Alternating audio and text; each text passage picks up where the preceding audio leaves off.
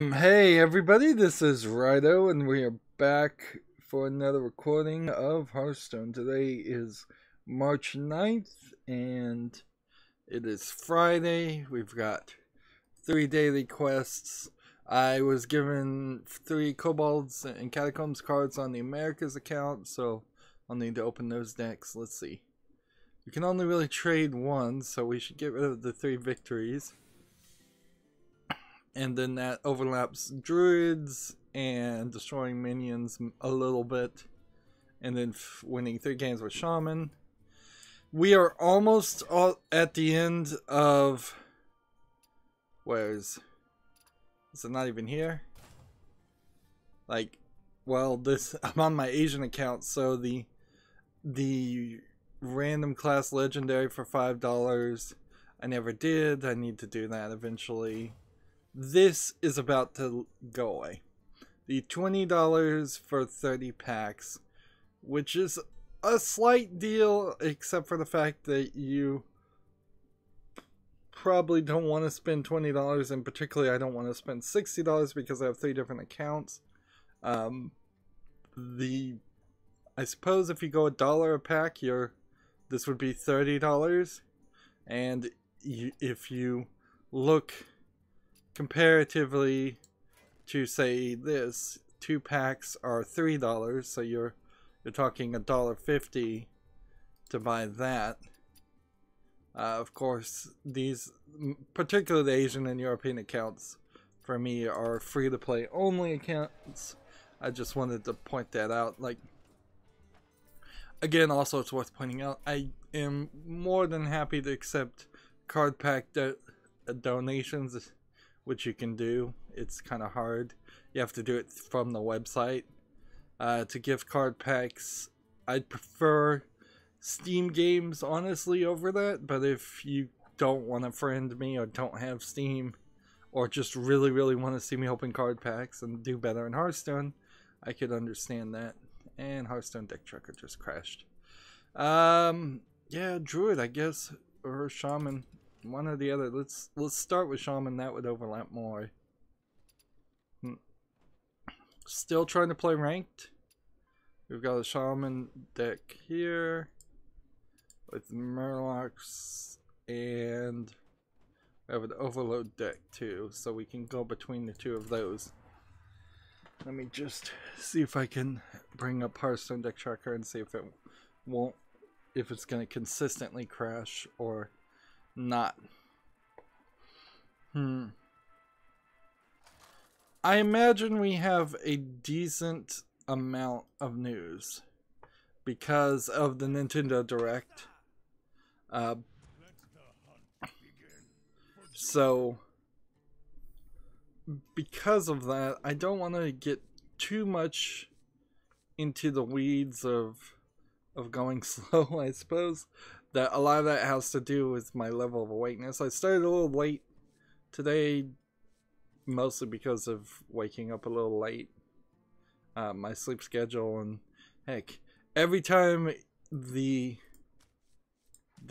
stupid daylight savings time happens and they shift the hours, I get used to daylight savings time for about a week before they change it again. And the whole thing is dumb. I was happy to hear Florida just passed a bill to just not change the clocks anymore. I'd like to see more states adopt that. It never really proved itself to be that useful. It may have made sense when there was a lot more farmers, but the United States has gone from a farm needing a farmhand for every, let's say, acre, which I believe that's where the measurement of an acre, what comes from is that an acre was a determined amount of square footage that one farmer could handle, to the point we've gone from the point where you needed one farmhand to do an acre to now, like, you can have one guy sit in an air-conditioned machine tractor to do maybe as many as 100 acres, if not a lot more. Like, so, and there's just considerably fewer people who are farmers, who have anything to do with farmers. So the idea of daylight savings time helping there is ridiculous. Now, if they were going to make the argument that it was to help people with seasonal affective disorder, like, not really. The most dangerous day to drive is the day after they change the clocks every year. Because people wake up late and then they're rushing to their jobs. They're not happy. It would be better just to leave the clocks where they are. It is potentially possible that some jobs might say, well, at this point your schedule's going to shift because we don't need you. Steel workers who actually have to, like metal workers who have to work during the night because it's so hot, they might change schedules a little bit, but people's job schedules change all the time anyways. You don't need a government mandated reason to roll back the clocks. Schools have always said that kids, particularly the older kids, need to sleep in longer, and that there should be a staggered start times so that the older kids come into school later and leave later, and that would also help, sort of help, parents pick up their own children if they have children of varying ages. Yeah, but I don't know why I'm talking about daylight savings time. That is the exact opposite of what I said earlier. Don't get into the weeds, don't get into rants.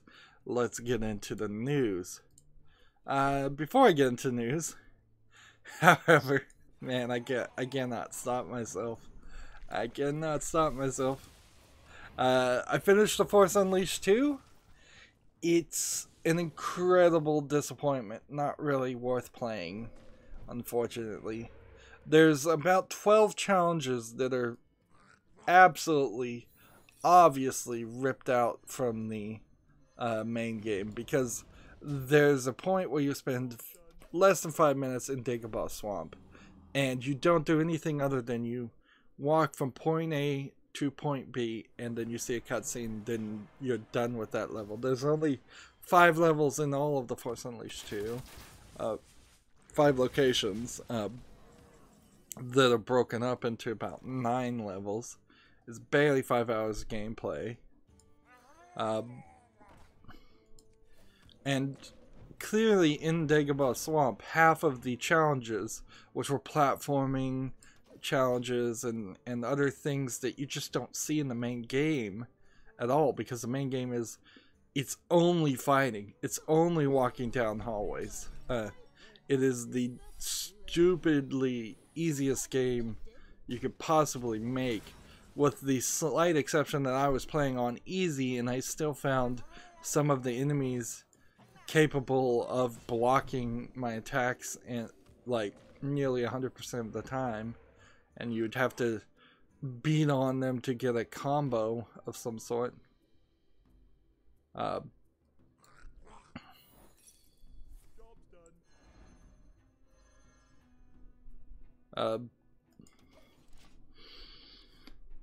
The story in The Force Unleashed 2 is pretty bad. The only thing I could really say is you are better off, I think, seeing the dark side ending, the bad ending to the game, than you are seeing the good ending. But both are just kind of pointless cutscenes, and you get the good ending or bad ending by simply choosing right bump or left bump at the end of the game. The Force Unleashed as a game series, if you were to reboot it, which maybe Disney would, but I seriously doubt they would, because Star Wars Rebels stole so many ideas from The Force Unleashed, I don't see any reason why they would bring it back. But you could make a game that was that same concept, but you could have certain attacks feeding into a light side meter, experience meter, and certain attacks feeding into a light side, certain feeding into a dark side, and then based on your play style, you determine a good or bad ending, or you have certain decisions throughout the game that could be considered good or bad. These are all general concepts that were played with and used back when The Force Unleashed 2 would have come out. So they're not really amazing concepts or new concepts.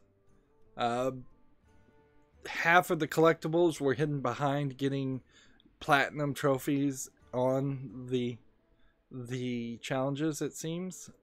If not platinum, at least gold trophies.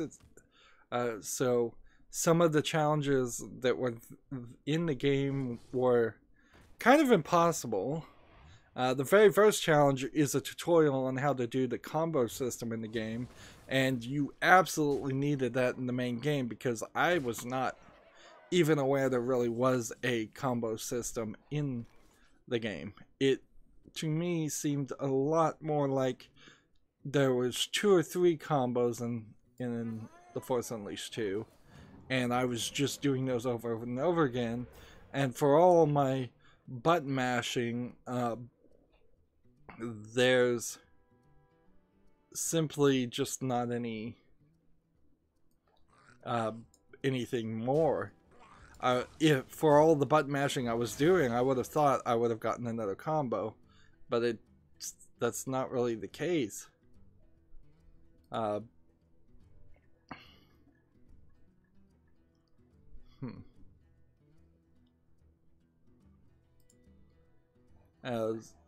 So yeah, it was a real disappointing game, The Force Unleashed 2. I would have instead, knowing that they only had 3 weeks to write their story, knowing that George Lucas was kind of not interested in running LucasArts at the time, and that LucasArts, the video game department, was getting shut down, I think I would have preferred to try to do some DLC, try to integrate what had been made up to that point into The Force Unleashed 1, re-release The Force Unleashed 1, even a couple years as like a definitive edition, and just put the elements, the new elements, in with the old elements. Then you would have had at least a long enough game and an interesting enough game. The DLC for The Force Unleashed 1 tells a more interesting story than what happens in The Force Unleashed 2. Each one of those small levels of gameplay.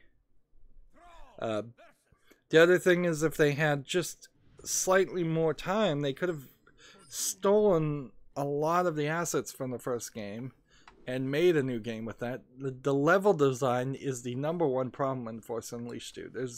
There's no level design department even mentioned in the credits that I could see. So from day one, the producers, the directors, didn't even think about level design. And you can totally feel it because there's no levels. That's it. There is just no levels. And that's usually super easy to have levels in a game. Like you can blatantly steal the general mesh of a level and then skin it 5 different ways for 5 different games, and people wouldn't even notice. So yeah, just a big disappointment, but also not as frustrating because it wasn't as long as the Star Wars Clone Wars Republic Heroes game. If I was to take my pick of the two, I think maybe I would want to play Republic Heroes just because there's actually more gameplay there. Even if it is just annoying, repetitive killing of droids. Force Unleashed 2 at least had some variety, but not enough. I think Ahsoka as a character from the Clone Wars cartoon is kind of warming up to me, mostly because of the very few episodes I watched, or bits of episodes I watched of the cartoon. But there was conversations where Starkiller in The Force Unleashed is really one note. He barely talks to anybody else. He doesn't have any characterization, particularly in The Force Unleashed 2. He was more of a human being and a character in the first game. So yeah, I'd definitely recommend people just play the first game and pretend like, just conveniently assume that there is no second game. Moving on, there's a new game called Karchoff's Revenge that came out February 4th, 2018. It is labeled as a early access free-to-play strategy. I don't know why it's free-to-play, actually. It looks a little too nice to be free-to-play. It's kind of this puzzle tube, maybe Gary mod physics type thing. It only has like 2 English reviews, and it definitely looks like an asset flip kind of game. I suppose maybe we need a different term in these days than asset flip, because I'm not sure exactly that this is so much an attempt to flip assets as it is an attempt to make a game without really having the skill to hide the fact that the assets are pre-bought. You're moving around electrons in big tubes to solve puzzles in different environments in the background, and the different environments in the background seem kind of out of place.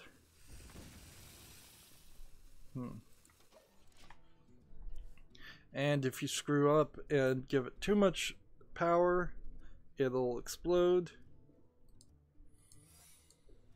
So it's kind of like a physics simulator with an electronics angle to it. So for free to play, I'll put it on the follow list for me. Wow, did enhanced Steam update itself? Because now there seems to be this flashing 5 online right now, 11 peak today, which is weird because it's a single player game according to the description. We'll get to the Nintendo Direct eventually. Okami HD is coming to the Switch this summer. That is part of the Nintendo Direct. I'm hoping that one of the many articles I have about Nintendo Direct is going to be built around telling me just everything that was at the Nintendo Direct. I watched Giant Bomb watch the Nintendo Direct video. Nothing amazingly surprising that I recall. I would say Okami HD isn't going to be so HD on the Switch because the Switch really doesn't do 1080p graphics as a base resolution, even in docked mode. To my understanding, it's still like 720p, then scaled to 1080p. But it does make a good argument for playing it on the Switch versus the PC, in the fact that it has touchscreen painting. And for the few people that would have a tablet or touchscreen on their PC, which there might be a few people out there like that, I'm pretty sure if you were playing Okami on the PC, you wouldn't be able to do the calligraphy drawing there. I want to play Okami. I've wanted to play Okami since it came out originally for the Wii. Still haven't gotten around to it. There's a long list, and part of what my channel, one of my hopes when starting my channel would have been, is to allow me to play a lot of games that I missed, because unless you just had way more time than I did, and I had lots of time to play video games as a kid, there was just always too many games, and there still is always too many games, and so the desire certainly is there to try and go back and play some things I missed. But oddly, a lot of the games on my channel I'm going back and playing a second time, and not being very efficient about it because I'd like to make some footage and do some commentary on games I really did love. I would be very reminiscent if I never played, say, Bayonetta again and did my commentary on that. I'd be very reminiscent to not play the Borderlands 1 and 2 again, because those are games that I really did have fun with and I really want to share. A lot of the games I picked also were games covered by Giant Bomb in their previous years when I was heavily following them and their quick looks, and I have a slightly different opinion about their quick looks now. They seem to really only want to play games that they're really hyped about, and they seem to always just hype people about the games they cover, which doesn't make them very good as a critical source, because they're almost 100% guaranteed to not say too much bad about a game. Unless it's something like Metal Gear Survive, where, of course, everybody's got to cover that and say how awful that is. But, yeah, some of their games, some of the indie games they pushed weren't my cup of tea.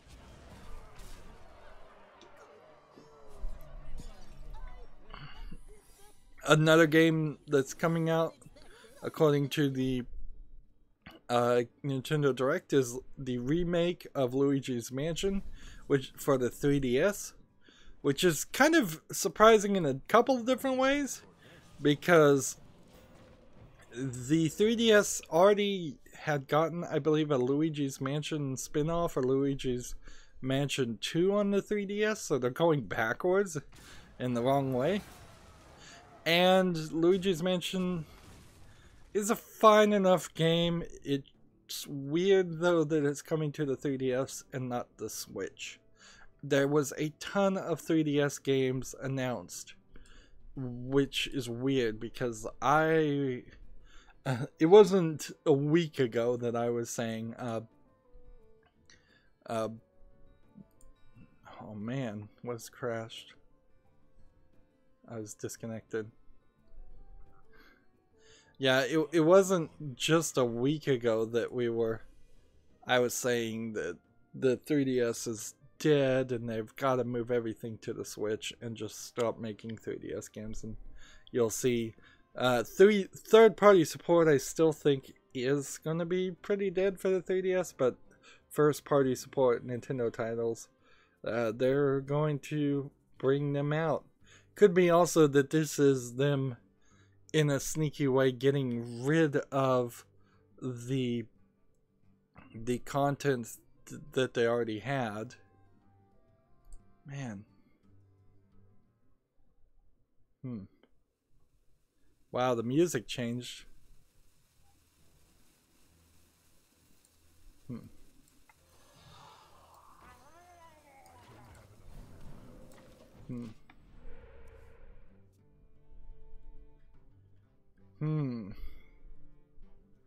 What's going on my internet?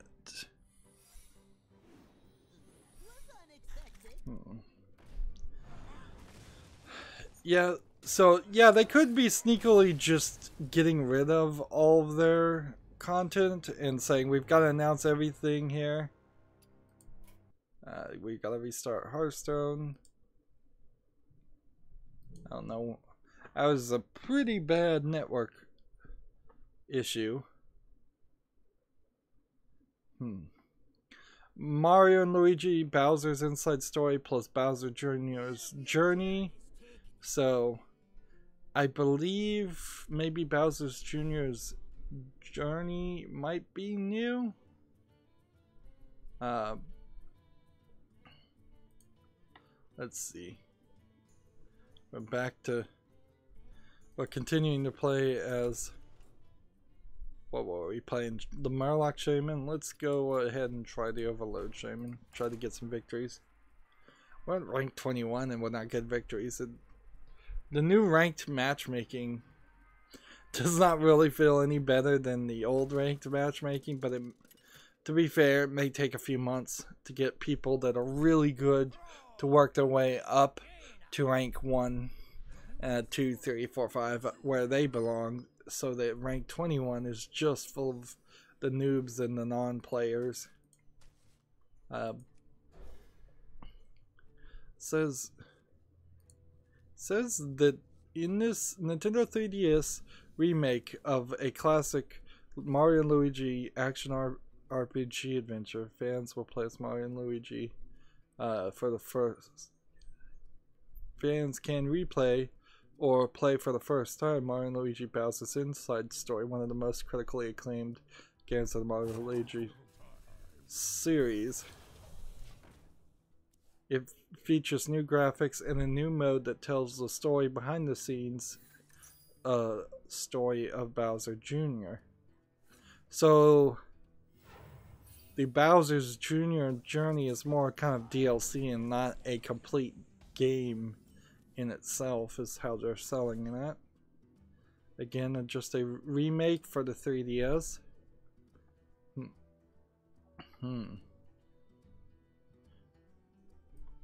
The other thing, I suppose this would be insane, but it's possible that the Switch is going to be not supported.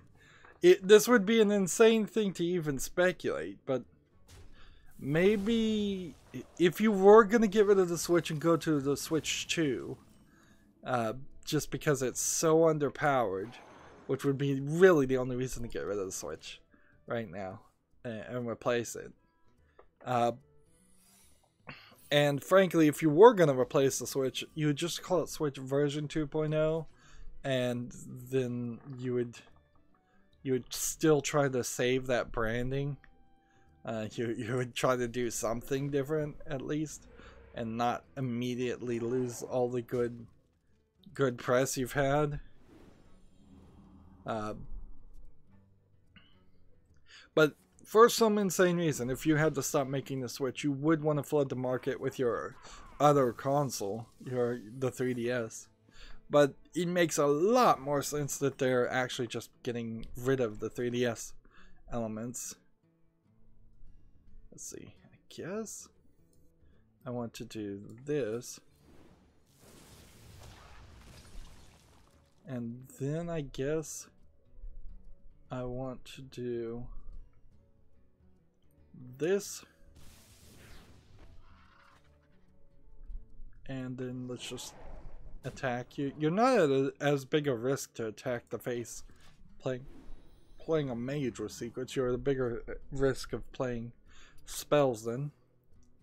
Let's see. I don't know if I have an article, but I don't even know the name of the game. The pickup artist game where most people assumed it was a joke until he started DMCAing people who were making fun of his game. I want to say the name of the game is something really on the nose, like How to Pick Up Girls or something like that. That's not been certified for the PlayStation, so it was attempting to get on PlayStation, as I assume a PlayStation Network game, and Sony said no. Fair enough. It's a full motion video game.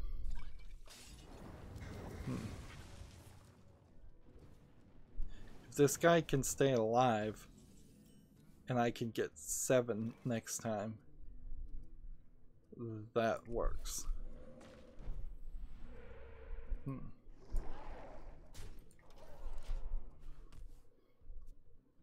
Interesting.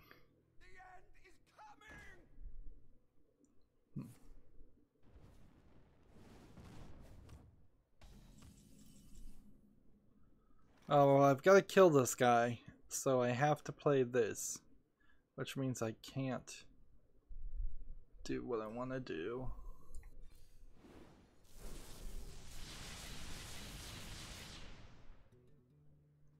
And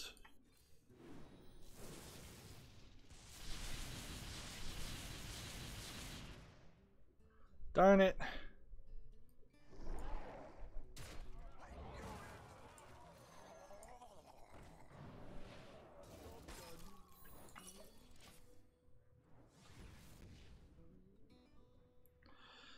There's a game called Dylan's Dead Heat Breakers that launches May 10th in North America and in Europe, and April 26th in Japan.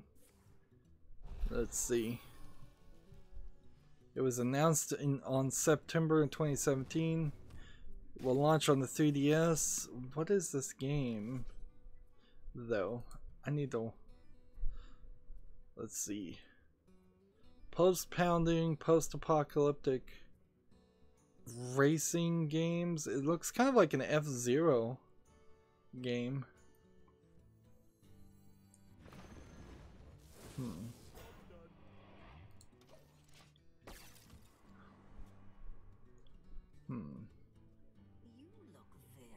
But then now it's not an F-Zero game. Now it's a RPG with a bunch of anthropomorphic animals, and boy, the 3DS doesn't look as good as I would hope. Like, can these guys attack next turn? Darn it, next turn.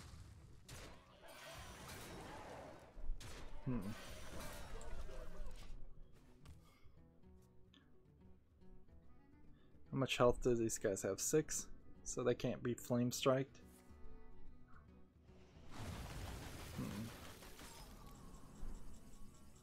Well, I imagine Dylan's Dead Heat Breakers is going to be one of the 3DS games that nobody ever remembers. Like, I don't really look at Nintendo and think, yeah, there's going to be some breakout successes.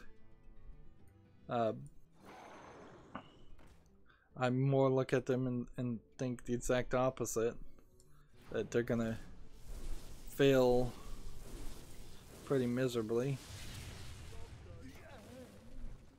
I should have played this first. I realized that after the fact.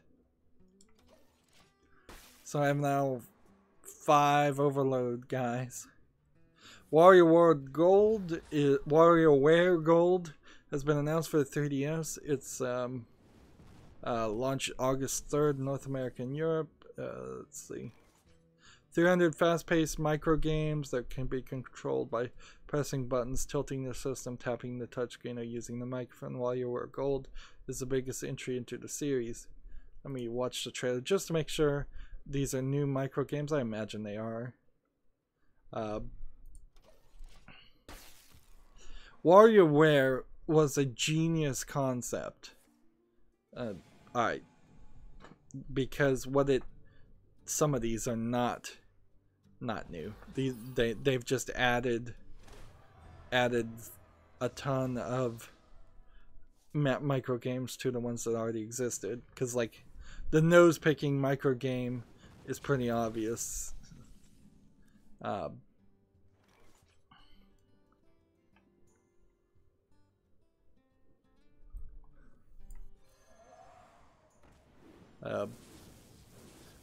Yeah, but the WarioWare concept is great because you can have theoretically anybody with any off time or any intern who's new make the smallest of small games, cut their teeth on it, and not just lose that as a tech demo as you normally would in the video game industry, but instead add it to the system. Plus, it shows off the ability of the system often because like Nintendo games have microphones and tilt controls and all these other elements that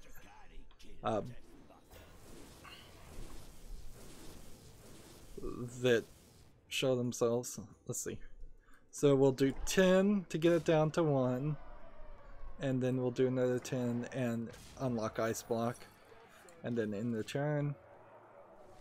Not Nintendo Direct related, EA has added 6 Warner Brother published games to the Origin Access. I believe Origin Access is an online streaming versions of the game, or let's see, Origin Access is nested under EA Origin's digital games platform and grants players unlimited access to any title in the Access library for the duration of their subscription. So it's kind of a Netflix concept. Let's see if this is another Ice Block. It almost certainly is.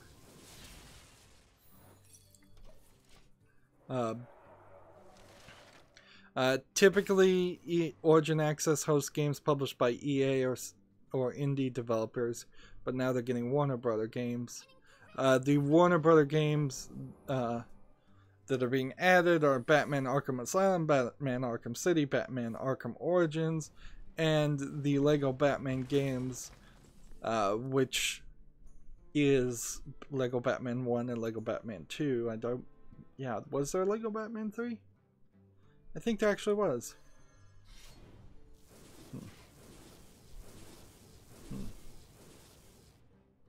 And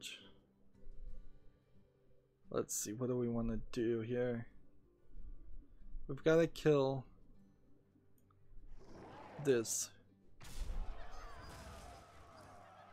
And then do this. And how he got a 3rd Ice Block, I have no idea. Ridiculous. Totally, completely ridiculous. But I'm just going to leave everything as it is. To be fair, Batman Arkham Asylum and the Lego Batman games are good. Batman Arkham City, I believe, is the...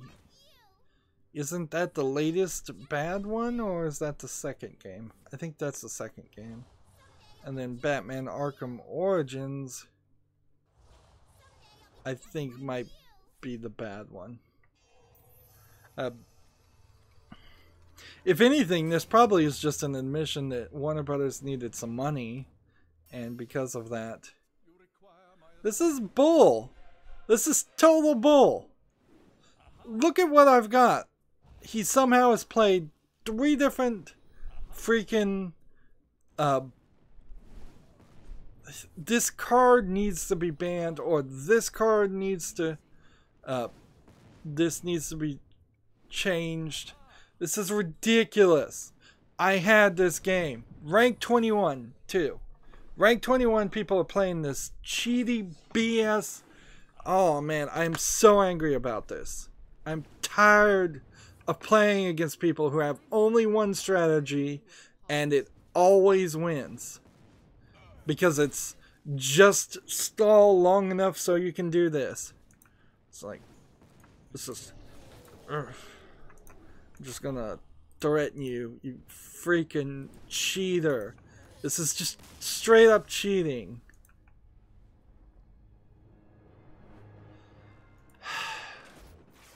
Freaking hate Hearthstone. Fix your game. Fix your game, Hearthstone. That's bull. I was playing a fun, good strategy. I had all the damage in the world, and I still can't win because you can just magically have 3 ice blocks and stall until you can play multiple copies of a card.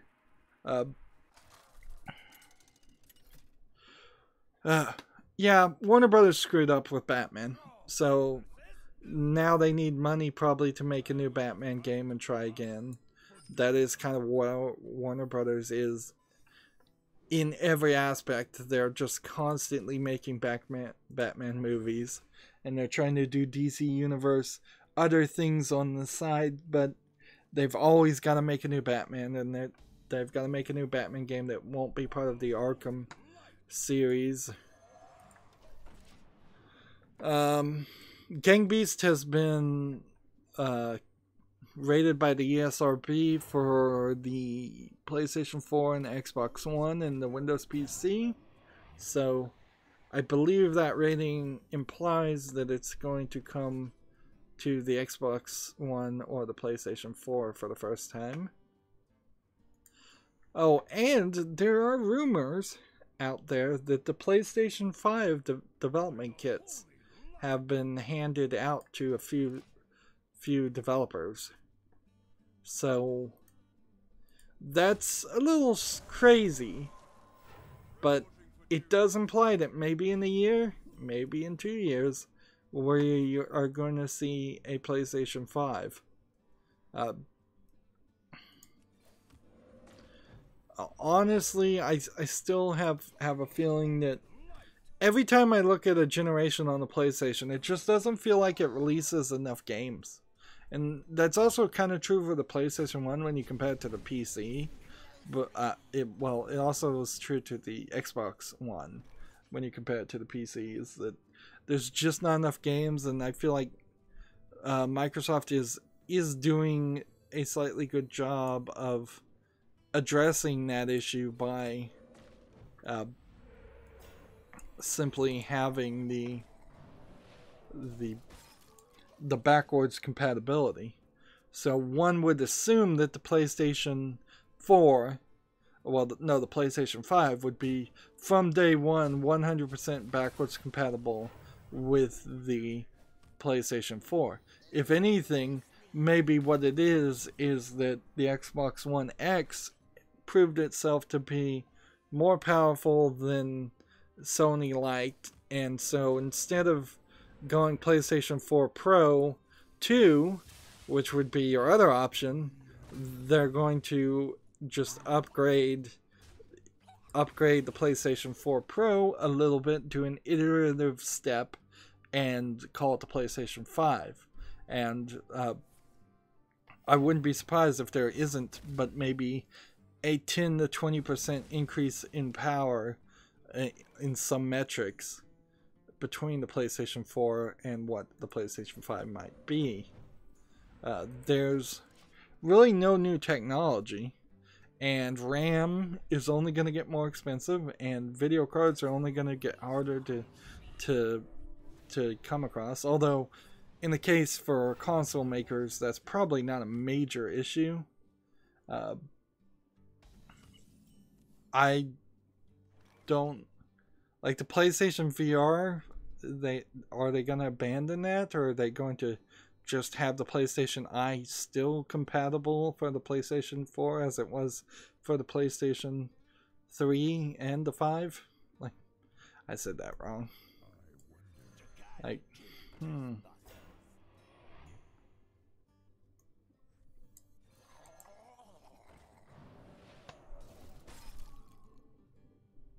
Let's go ahead and just play this.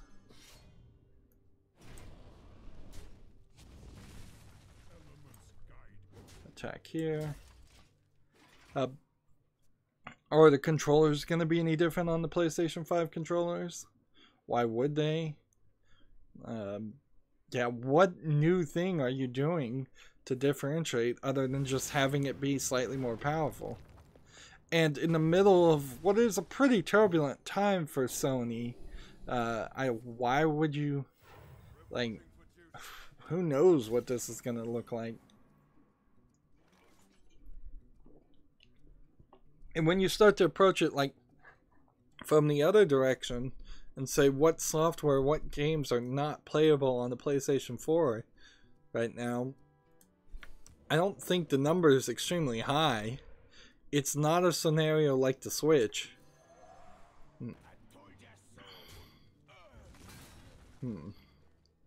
And you really can't do something insane like release something like the Switch or a new PlayStation Vita portable system merged together. I don't think you can do that. Maybe they will. Maybe the PlayStation 5 will just have a tablet like the Nintendo Switch and be this portable thing that docks. It's more like I would assume it would have to be something like the Wii U, though, or the Wii. A tablet that isn't actually portable.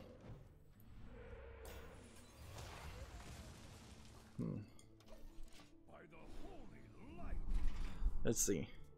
Another weird game was announced for the Switch this time, called Sushi Striker. It's launching June 8th. It definitely looks like a Japanese game. Let's see. You eat sushi and throw. One of the announcements, it's like a combo, fast-paced combo game. It actually looks like it might be an interesting challenge with the wrappings of some insane JRPG anime-esque storylines. Like, as sushi moves around the carts, a lot of it is not lit up, because you start with one type of sushi and then you have to find all the copies of that same sushi going up and down 5 different conveyor belts that are going in different directions, left to right or right to left, to make a large enough combo to attack the enemies. It's kind of like a mobile game.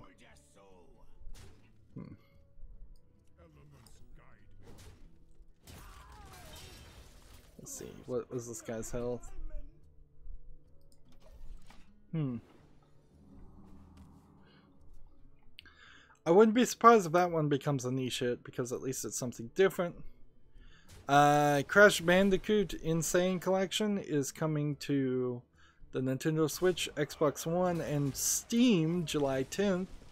I recently played Crash Bandicoot on an emulator, and it doesn't really feel like a game I'd want to play, honestly. So, like, I'm gonna make the same statement that I say for a lot of games, and I kind of want it, but in all fairness, it probably would be a game that I barely did a spotlight on for 30 minutes, and that's it. Unless the new Insane Trilogy just plays a lot better, which is not what I heard. I heard it played worse than the original game, and the original game doesn't control very well. It's old tank style controls.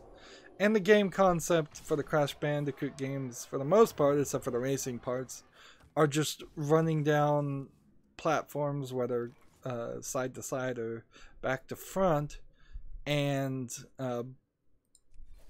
trying to collect 100% of all the boxes. Otherwise, the game is going to admonish you for not collecting all of the boxes and getting to the end of the levels. It's a pretty simplistic, pretty boring game. I don't hear a lot of people even trying to defend it. It's not a Sonic game. It's worse than a Sonic game in concept. At least in Sonic, you have that fast-paced idea and more interactable enemies. I would say it feels Sonic. And Sonic Spinball came out and added a different twist to things. Wow. Well, it's time to break up this recording. We're not doing very well at all. 3 victories with the Shaman. We got exactly 0 in 50 minutes of gameplay. And I'm playing at rank 21. That's incredibly frustrating. Incredibly frustrating. Particularly that one game where people just start cheating. I'm going to have to give in, I think, next expansion and just make a mage deck built around that cheating meta game, because that seems like that's the only way I'm even going to get up rank now, is just by playing the meta decks, just playing like everybody else and cheating. And that's where your multiplayer MMO type game falls apart, is when everybody has to cheat just to stay competitive. I mean, this is basically the Olympics now. Everybody has to blood dope. Everybody has to be on steroids, because because of just a lack of good matchmaking on the part of Blizzard.